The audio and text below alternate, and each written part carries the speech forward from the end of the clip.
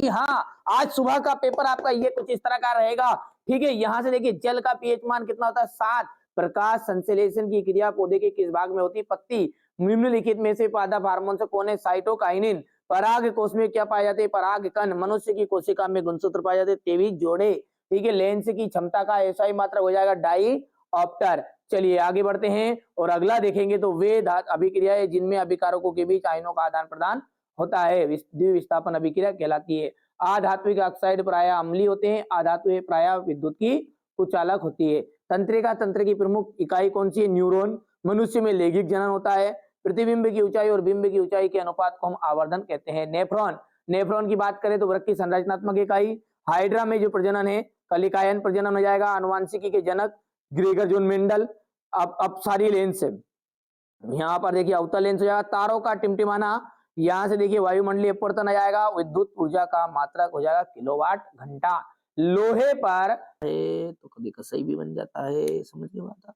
ठीक है, विभवांतर का मात्रक क्या है? वोल्ट है।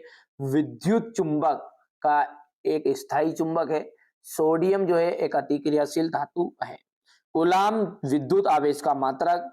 सल्फ्यूरिक अम्ल का तनुकरण क्या है? ऊष्माशोषी अभिक्रिया है।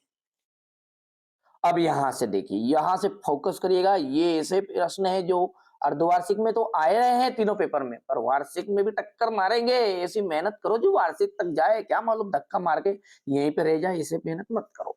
विस्थापन अभिक्रिया किन्हें कहते हैं? उदाहरण सहित संचारण और विकृता गंध्यता को समझाना है। उभयधर्मी ऑक्साइड क्या होते हैं?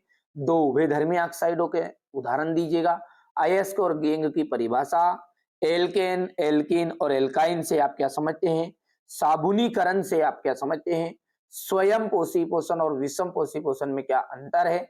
हमारे आमाशय में अम्ल की क्या भूमिका है? परागन क्या है? गर्भ निरोधक युक्ति अपनाने के क्या कारण हो सकते हैं? मेंडल के प्रभाविता के नियम को समझाइए। मनुष्य के बच्चे का लिंग निर्धारण कैसे होता है?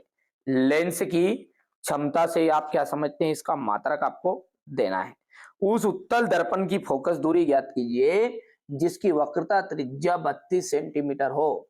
गोली दर्पण की वक्रता केंद्र की परिभाषा लिखनी है। विभवांतर किसे कहते हैं? इसका मात्रक आपको बताना है। ठीक है, विद्युत धारा के ऊष्मीय प्रभाव से आप क्या समझते हैं?